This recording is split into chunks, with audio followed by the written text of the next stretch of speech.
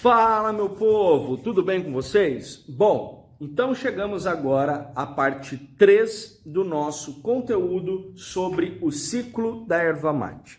Se você está assistindo às nossas aulas pela primeira vez, se você buscou o ciclo da erva mate e caiu inicialmente nesta aula, é sinal que você precisa, para entender, primeiro, de onde vamos prosseguir e o que estamos conversando, que você assista os outros 2 vídeos anteriores. Então, pause esse vídeo agora, retorna nos nossos 2 vídeos anteriores e depois que você assistir a essas aulas, você retorna na parte 3 sobre o ciclo da erva mate, tudo bem? Se você já é um aluno nosso, já é alguém que acompanha os nossos cursos, então você sabe de onde nós paramos, você sabe das nossas discussões, mas independente se você é um aluno novo ou se você é um aluno antigo, é necessário que você não esqueça. Curta o vídeo, não esquece da inscrição no canal, ativa o sininho, porque você fica sabendo quando nós postamos os vídeos, quando nós postamos as aulas,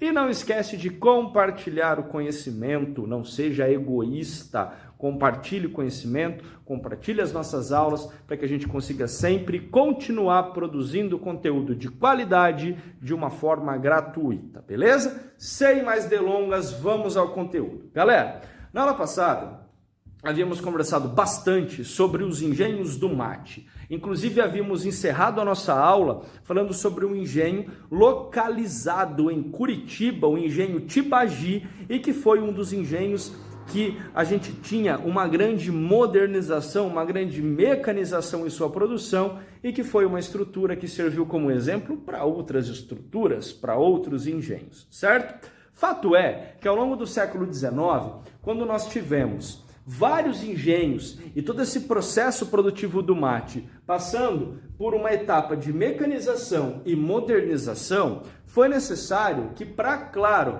acompanhar todos esses avanços, acompanhar todos esses progressos, que nós tivéssemos uma melhoria na estrutura de transportes, correto? É claro que no início o tropeirismo teve grande importância, os muares tiveram grande importância em todo o processo de escoamento da produção, em todo o processo de transporte da produção. Só que nós precisamos também entender, e é fundamental, que esse processo desempenhou papel de importância em determinado momento. Posteriormente, quando a demanda começou a aumentar e quando nós tivemos uma procura muito grande pelo mate, foi necessário que nós tivéssemos um sistema mais moderno, um sistema mais eficiente de transportes para a produção, para ligar os centros produtores aos centros consumidores, os centros produtores aos locais de exportação, para que a gente mantivesse a roda do comércio, o ciclo da erva mate girando de uma forma efetiva. Olha que frase bonita. Bom, para que nós conseguíssemos suprir então essas demandas dos transportes, para continuarmos em todo esse processo de progresso na produção do mate, nós tivemos no século XIX 2 lugares sendo criados. Primeiro, a Estrada da Graciosa, que a sua construção ela se deu inicialmente a partir de 1855, Estrada da Graciosa, que foi de extremo impacto em todo esse sistema de escoamento da produção, só que principalmente algo que nós tivemos o início da construção em 1880 e findado em 1885, que foi a ferrovia Curitiba-Paranaguá. Essa ferrovia, ela foi crucial, sobretudo, para o desenvolvimento óbvio do transporte, do escoamento da produção, mas também a esta região aqui, a este lugar aqui, que na época já era a capital do Paraná. Em 1880, nós estávamos comemorando 27 anos da emancipação paranaense em relação a São Paulo. E nesse processo e nesse momento, a capital passou por um grande desenvolvimento. Sabe por quê? Prestem atenção. Nós temos uma ferrovia ligando Curitiba a Paranaguá. Nós temos uma ferrovia ligando um centro produtor a um local de exportação. Então, o que vocês acham que aconteceu nesse processo ao longo do final do século XIX? Uma série de engenhos se instalaram na região de Curitiba. Por quê? Porque era dali que partia toda essa questão de transporte pela ferrovia. Então, nesse período, Curitiba passa por uma dinamização, passa por um crescimento, passa por um grande desenvolvimento e foi muito importante para Curitiba nesse cenário, tá bom? Então, percebam que nós temos, sim, avanços, tanto em relação aos engenhos do mate, quanto em relação aos transportes. Então, se cair na tua prova sobre a importância da ferrovia Curitiba-Paranaguá e da Estrada da Graciosa, não esqueçam que essa importância vai estar associada ao mate, que é o que nós estamos estudando agora. Beleza? Certo? Tranquilo? Bom, só que lembra que na aula passada eu havia comentado com vocês que nem só de mate, nem só de engenho do mate, nós tivemos o desenvolvimento de uma economia dentro do Estado. Era necessário que nós tivéssemos atividades complementares? Isso é básico. Se vocês analisarem, por exemplo, a atividade mineradora, pega para estudar a atividade mineradora no Brasil. Vocês sabem que aquele local não vivia só da mineração. E vocês sabem também que existia uma série de atividades complementares à economia mineradora. Da mesma forma, a respeito dos engenhos do mate, a respeito da produção do mate. Olha que interessante. Nós já observamos algo que teve como consequência do desenvolvimento dos engenhos do mate, e que foi de suma importância, o desenvolvimento dos transportes, a criação realmente de um sistema de escoamento de produção. E nós tivemos também o desenvolvimento, ao longo do século XIX e começo do século XX, de várias atividades complementares. É só vocês imaginarem, a erva mate, ela é o centro econômico do Estado, como nós estamos estudando desde a primeira aula sobre o tema, mas nós precisamos entender que surgem outras atividades desta atividade principal e que também outras atividades têm o seu desenvolvimento por conta da atividade principal.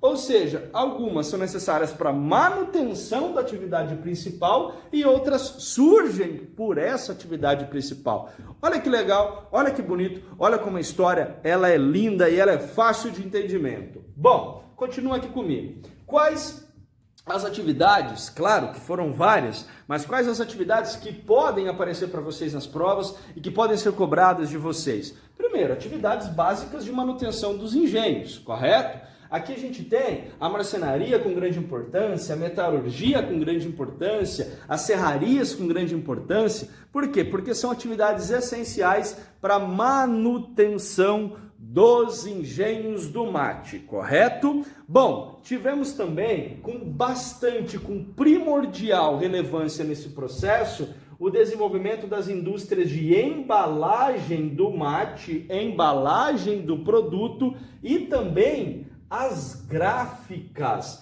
Por quê? Porque nós não estamos falando, pessoal, de um produto que simplesmente eles colocavam em sacos, que eles jogavam de qualquer jeito e mandavam para outros lugares. Era necessário todo um preparo, era necessário todo um embalo, era necessário realmente que nós tivéssemos gráficas que fossem especializadas na produção dessas embalagens, na produção de tudo o que era necessário para que houvesse um comércio desse produto. Então, o desenvolvimento de atividades complementares que tanto existiram a partir da atividade principal, como existiam para manter a atividade principal funcionando, foi algo crucial, foi algo de extrema relevância, certo? Bom, é também importante a gente falar que ao longo do século XIX, mas principalmente no final deste século, nós tivemos uma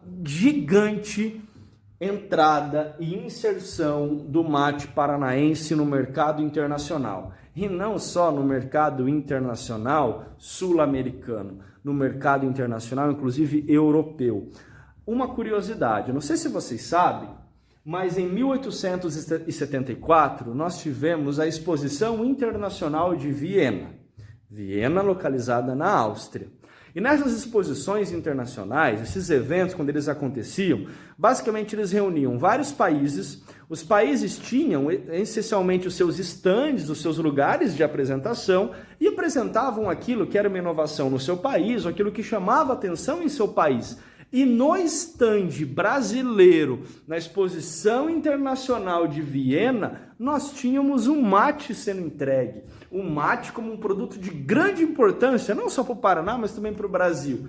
E é bem interessante que a partir de quando o mate ele foi apresentado em Viena, nós tivemos uma abertura desse mate também na Áustria, em outros lugares da Europa. Então olha que interessante, nós temos o desenvolvimento dos engenhos do mate, uma maior demanda, desenvolvimento dos transportes, toda uma atividade complementar que vai existindo a partir disso, só que, infelizmente para os produtores de mate, infelizmente para as pessoas que viviam a partir dessa economia, infelizmente também para o estado do Paraná, aconteceu que no início do século XX essa estrutura passa por crises.